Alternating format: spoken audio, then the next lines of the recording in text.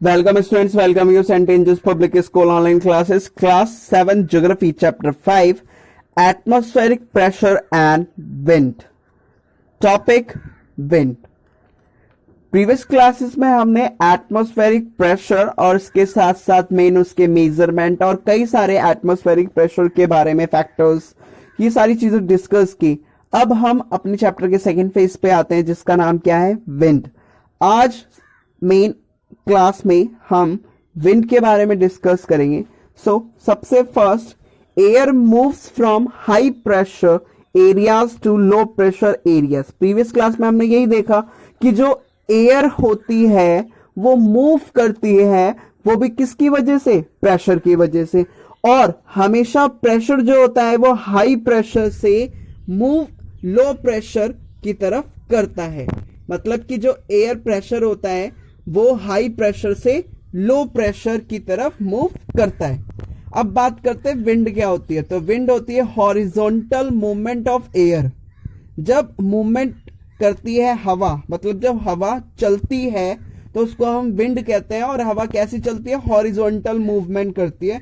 तो horizontal movement of air, that means जब air का हॉरिजॉन्टल मूवमेंट होता है।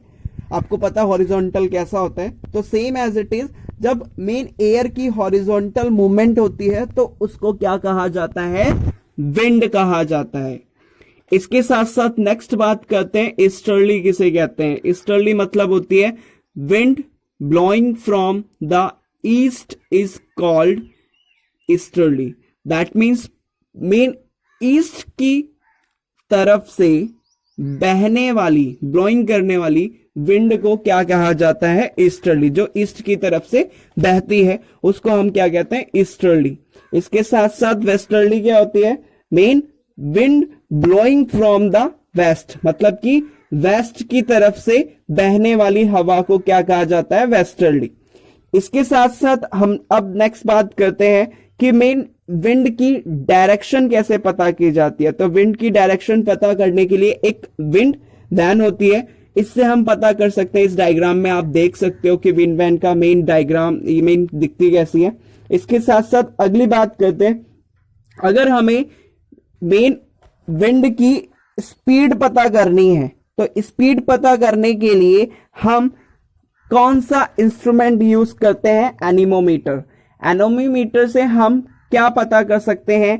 मेन स्पीड ऑफ विंड, की विंड की स्पीड क्या है। और इसके साथ साथ मेन अब विंड की स्पीड जिसको हम वेलोसिटी के नाम से भी जानते हैं, तो मेन किस में मापी जाती है, किस में मेजरमेंट की जाती है विंड की स्पीड? तो मेन किलोमीटर्स पर आवर में इसको क्या किया जाता है? मापा जाता है। तो wind velocity is measured in kilometre per hour. तो मेन हवा की जो गति या फिर हवा की जो स्पीड मेन मापी जाती है वो मेन किससे मापी जाती है? मेन किलोमीटर पर आवर में। इसके साथ साथ अगले इसी में बात करते हैं एनीमोग्राफ क्या होता है। एनीमोग्राफ क्या होता है? एनीमोग्राफ आज के टाइम पे क्या यूज किया जाता है? इंस्ट्रूमेंट, मतलब कि जो हमारे मेन विंड है, now are the instrument recording and velocities continuously are used at weather stations. That means कि आज के टाइम पे क्या किया जाता है, जो भी वेदर स्टेशंस होते हैं वहां पे हर टाइम कॉन्टिन्यूस रिकॉर्डिंग की जाती है विंड और वेलोसिटी की। तो किसमें की जाती है? एक इंस्ट्रूमेंट, इसका नाम क्या है? एनीमोग्राफ। तो एनीमोग्राफ से विंड की रेगुलर रिकॉर्डिंग की जाती है और उसकी वेलोसिटी पता की जाती है उसकी। इसके साथ साथ आज हमने पढ़ा किसके बारे में? विंड के बारे में, कि विंड एक्चुअल में होती क्या है, विंड कहते किसे हैं। इसके साथ साथ आपको पता चल गया horizontal movement of air is called wind. इसके साथ साथ एयर मूव्स करती है हाई प्रेशर से लो प्रेशर की तरफ। ईस्टर्ली जो ईस्ट की तरफ से आती है एयर्स, इसके साथ वेस्टर्ली जो वेस्ट की तरफ से मेन बहती है। इसके साथ साथ मेन डायरेक्शन की पता करने के लिए विंड की क्या है?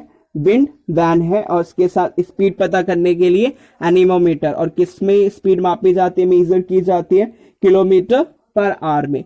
इसके साथ साथ एनीमोग्राफ क्या होता है? एनीमोग्राफ रेगुलर डेली बेसिस पे पता करने के लिए कि मेन विंड की वेलोसिटीज क्या है, उस चीज को पता करने के लिए वेदर स्टेशन पे एक इंस्ट्रूमेंट यूज किया जाता है जिसको क्या कहा जाता है, एनीमोग्राफ। होप सो आपको समझ में आया होगा विन। Thank you.